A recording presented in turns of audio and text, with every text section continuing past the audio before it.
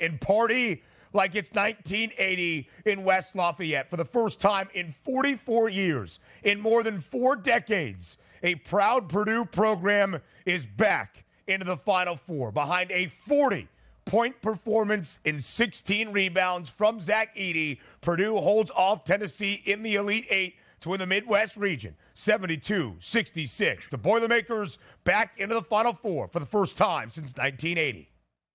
Yeah, monster win yesterday, and also it did come with a little bit of adversity. You saw early on in that game, I believe it was 32-21 Tennessee, and then Purdue really hit the gas pedal here in that basketball game. Started doing what they're supposed to do. Get the basketball into Edy, get him fouled, and if not, he's shooting 13 of 21 from the floor for 40 total points. But I did enjoy Tennessee overall because Dalton Knecht was so much fun to watch. 14 of 31, hoisting threes all over the place. Actually at 50%, going 6 for 12, but 37 points just wasn't enough. Why? Because Zack Edy was able to control everything, including the paint defensively and offensively over the final 5 minutes. A great game all the way through, but I loved what I saw at Purdue. Down double digits, it might go sideways, not so fast. They actually took the lead by the time they got to the half.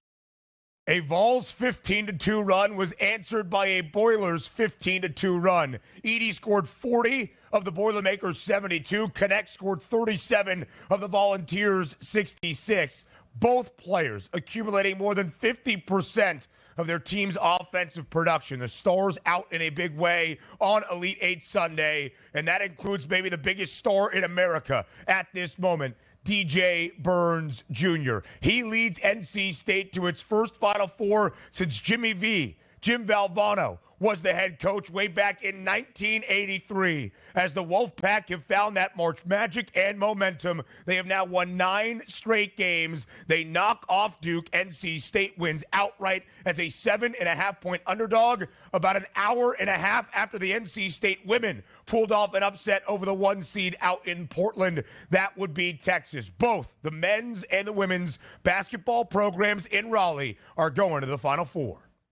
The only player that showed up there for Duke yesterday, certainly go take a look at McCain. I had him to make a couple 3-point shots. He actually made 5 of those, hit a couple late, 11 of 11 from the free throw line for 32 points. You would think that should be enough to win a basketball game, but not the case. You had that 1-2 punch of the 2 DJs here on NC State. Yeah. DJ Burns Jr., 29 points. You also had Horn getting 20 points in that game. It was a fun game to watch all the way through, and this is what we talk about. When one team hits momentum, like NC State has been, you got to throw the handicaps for a season-long statistical basis out the window. What were they, 17-14 midway through March, and here they are in the Final Four, and who's betting against them? And also, some might say, like, oh, no, would have been so much fun to have Duke in the Final Four. Sometimes you take a look at the team name on the front and say it would be really interesting to have a blue blood there. But NC State, not used to being there, but they have some characters on their team that you can help root on. And my goodness, if you didn't know DJ Burns Jr. yet, you watch this. Every single telecast is going to lead with him from start to finish from Monday right up to game time on Saturday. And he was sensational. 13 of 19 from the floor. Kyle Filipowski hit the gym brother because you could not hang with the 6'9", 280-pound DJ Burns Jr. Hey, DJ, that's my DJ. Both of the DJs combined for 49 points as NC State wins outright as a 7.5-point dog, 76-64. South Carolina continues its undefeated and perfect season as the best team in college basketball. Now 36-0. They hold off Oregon State in the Elite Eight to advance back to a Final Four, 70-58. The Beavs do cover as a 15.5-point underdog, but South Carolina undefeated into another Final Four appearance. It's fantastic. Like the women's game, we'll see what happens today, but that Final Four is going to be absolutely outstanding. And you love to see the big teams advance, which South Carolina did do that, handling their business.